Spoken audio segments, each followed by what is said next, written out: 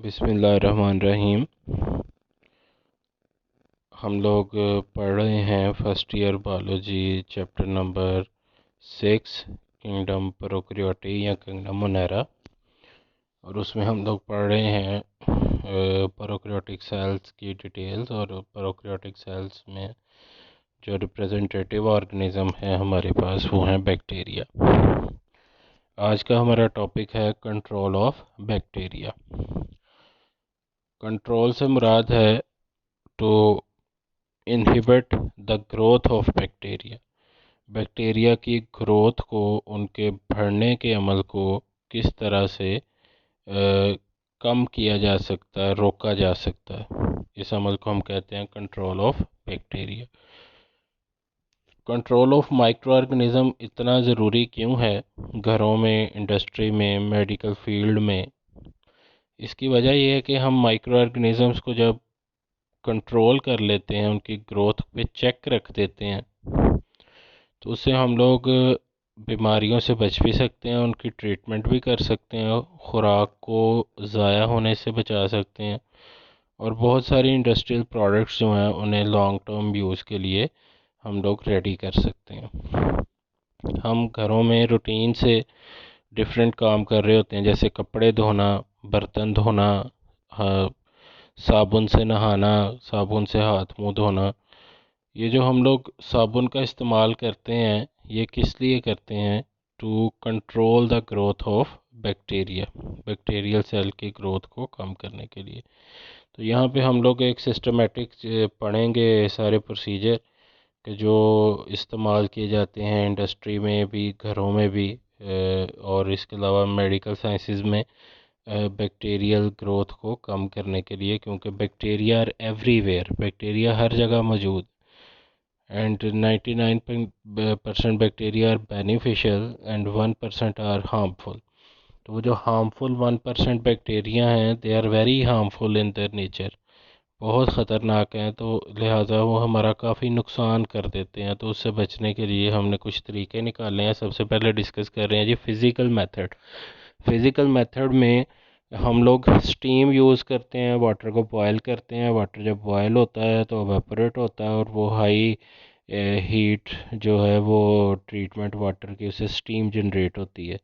तो उस स्टीम से हम लोग बैक्टीरिया को मार सकते हैं। ड्राई हीट हम यूज़ करते हैं। We have different type of hot wave ovens. हमारे पास बहुत सारे अवन ऐसे हैं जो बहुत गर्म हो जाते हैं, उसमें चीज़ें रखते हैं तो उन पर मौजूद बैक्टीरिया मर जाते हैं। इस तरह क्लोरीन गैस है। क्लोरीन गैस जब हम लोग पास करते हैं किसी चीज़ में से, तो वो बैक्टीरिया उसमें जो मौजूद होते हैं उनकी डेथ हो जाती है, मर जाते हैं वो। फिल्ट्रेशन, बैक्टीरिया का एक स्पेसिफिक साइज़ है 0.1 माइक्रोमीटर जो है वो स्मॉलेस्ट बैक्टीरियल साइज़ हो सकता है। और अगर 0.1 माइक्रोमीटर से छोटा फ़िल्टर पेपर जो है वो यूज़ किया जाए, यानी जिसका पोर साइज़ जो है वो 1 माइक्रोमीटर से 0.1 माइक्रोमीटर से छोटा हो, तो बैक्टीरिया को फ़िल्टर भी किया जा सकता है। इसी तरह रेडिएशंस हैं, रेडिएशन का इस्तेमाल है। शुआएँ जो हैं वो, जिनका वेवलेंथ बहुत छोटा होता है, they can denature the biomolecules of bacterial cells, उनके मॉलिक्यूल्स को डीनेचर कर सकते हैं। एक बड़ा कॉमन मेथड है जो हम लोग यूज़ करते हैं, स्टेरिलाइजेशन।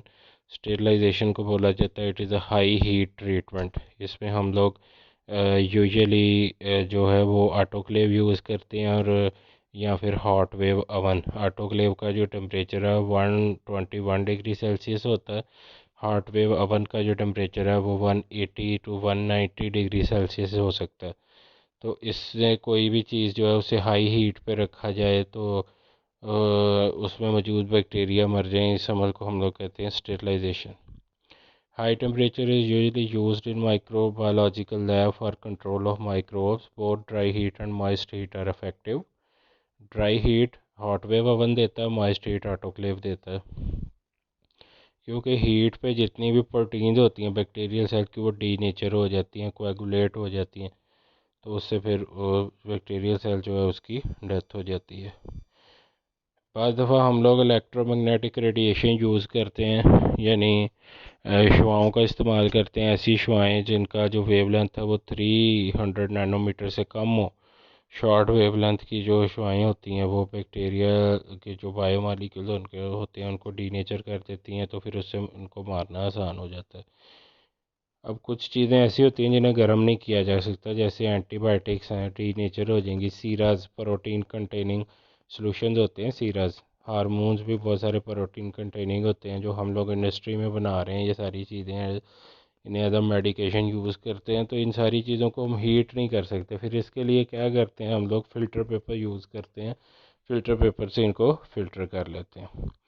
फिज़िकल मेथड के बाद आगे हैं केमिकल मेथड्स। केमिकल मेथड जो है उसमें सबसे पहले एंटीसेप्टिक, फिर हैं डिसइंफेक्टेंट्स और फिर हैं एंटीबायोटिक्स होंगे लास्ट पे।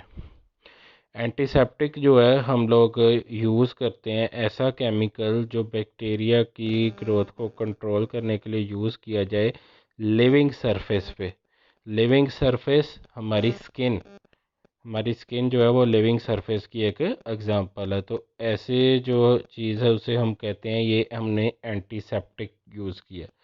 इस तरह अगर नॉन लिविंग सरफेस से अगर बैक्टीरियल ग्रोथ को कंट्रोल करने के लिए कोई केमिकल यूज़ किया जाए तो वो कहलाता है डिसइंफेक्टेंट। और इसी तरह अगर लिविंग टिश्यू में से अगर माइक्रो ऑर्गेनिज्म की ग्रोथ को इनहिबिट किया जाए तो उसे हम एंटीबायोटिक का नाम देते हैं। इम्पॉर्टेंट केमिकल एजेंट जो यूज़ होते हैं वो ऑक्सीडाइजिंग और रिड्यूसिंग एजेंट्स हैं, जैसे हेलोजेंस हैं, ये गैसेस जो क्लोरीन फ्लोरीन ये सारी गैसेस।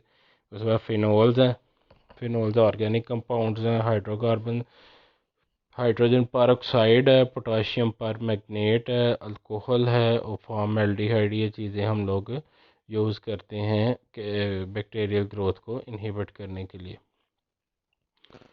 इसी तरह कीमोथेरेप्यूटिक एजेंट्स में एंटीबायोटिक्स होती हैं, ये नेचुरल डिफेंस जब अब हमारी जो है वो किसी बैक्टीरियल इन्फेक्शन को कोप अप नहीं कर सकती, उसके ख़िलाफ़ डिफेंस नहीं दे सकती, तो फिर डॉक्टर हमें एंटीबायोटिक्स जो हैं वो यूज़ करवाते हैं। और एंटीबायोटिक्स जो हैं उनकी कुछ एग्जांपल हैं सल्फोनामाइड, टेट्रासाइक्लिन, पेनिसिलिन, इन्हीं की आगे डिफरेंट स्पीशीज़ हैं। अब तो हमारे पास 7 जनरेशन तक एंटीबायोटिक्स मार्केट में अवेलेबल हैं।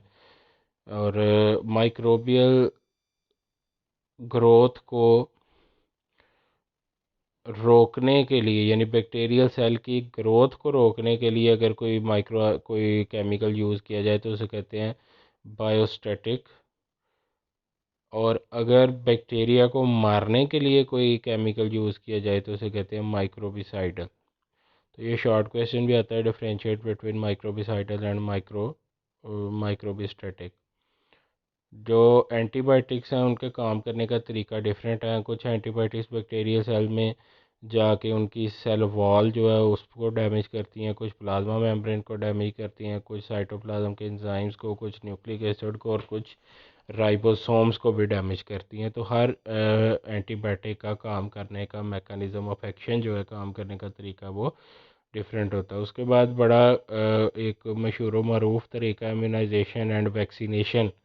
इम्यूनाइजेशन और वैक्सीनेशन जो है उसमें जो मेथड है प्रिवेंशन का वो बताया गया हमें। इसमें हमें ना एक तरीकाकार पता होना चाहिए कि ये किस तरह से अमल करता है, ये का कैसे होता है हमारी बॉडी में। जब भी हमारी बॉडी में कोई फॉरेन पार्टिकल का मतलब ये नहीं कि कोई दुबई से आया हुआ है, यूरोप से आया हुआ पार्टिकल है। फॉरेन पार्टिकल का मतलब है हर वो चीज़ जो बॉडी से बिलोंग नहीं करती, वो बॉडी के बाहर से इन्वायरमेंट से बॉडी में जाती है, उसे हम लोग फॉरेन पार्टिकल कहते हैं। जब भी कोई फॉरेन पार्टिकल बॉडी में जाता है तो वो बॉडी जो है उसमें मौजूद होते हैं इम्यून सेल्स। हमारे वाइट ब्लड सेल्स की बहुत सारी टाइप्स हैं, जिनमें से जो बी लिम्फोसाइट्स हैं वो क्या करते हैं, फॉरेन पार्टिकल को इनगल्फ करते हैं, उसे रीड आउट करते हैं और उसके अगेंस्ट बना देते हैं एंटीबॉडीज़। अब एंटीबॉडीज़ जब एक दफ़ा बनना शुरू हो जाती हैं किसी भी एंटीजन के अगेंस्ट, फॉरेन पार्टिकल के अगेंस्ट, तो वो फिर थ्रू आउट द लाइफ बनती रहती हैं। मेजॉरिटी ऑफ द केसेस में थ्रू आउट द लाइफ बनती रहती हैं। तो ऐसी एंटीबॉडीज़ जो हैं जब कभी दोबारा वही वाला जो फॉरेन पार्टिकल है बॉडी पे अटैक करता है, कोई जर्म बॉडी पे अटैक करता है, तो वो एंटीबॉडीज़ उसको बॉडी में इन्फेक्शन पैदा नहीं करने देती। इस अमल को हम लोग कहते हैं इम्यूनाइजेशन या वैक्सीनेशन। तो हमने ये तरीका जो है वो अडॉप्ट किया है डिफरेंट माइक्रोबियल डिजीज़ के अगेंस्ट। जो है वो हम लोग पहले ही वैक्सीनेशन कर देते हैं, एंटीबॉडीज़ बनना शुरू हो जाती है और बॉडी जो है वो फिर हमारी कंट्रोल रहती है। इसमें ये जो नीचे वाला पैराग्राफ है जिसमें कुछ हिस्ट्री लिखी हुई है, ये कोर्स में नहीं है इंक्लूडेड, सिर्फ ये यहाँ तक प्रिवेंशन तक आप लोगों ने अच्छी तरीके से प्रिपेयर करना। सो methods of prevention and treatment that have been introduced to control microbial diseases include immunization, antisepsis कहते हैं इन्फेक्शन को ख़त्म करने के लिए कोई भी तरीक़ाकार जो है उसे इस्तेमाल करना, क्योंकि सेप्सिस इन्फेक्शन को कहते हैं और एंटीसेप्सिस इन्फेक्शन के अगेंस्ट कोई भी मेथडोलॉजी यूज़ की। Chemotherapy and public health measures क्या हैं? वाटर प्योरीफिकेशन, पीने का पानी साफ़ करना, जो सीवरेज का वाटर है सीवेज डिस्पोजल प्रॉपर हो, फूड की जो प्रेजर्वेशन है वो प्रॉपर तरीके से हो कि वो कंटेमिनेट ना हो सके, ये सारी चीज़ें कहलाती हैं पब्लिक हेल्थ मेजर्स। तो इन चीज़ों को फॉलो करके बैक्टीरियल इन्फेक्शन से बचा जा सकता है।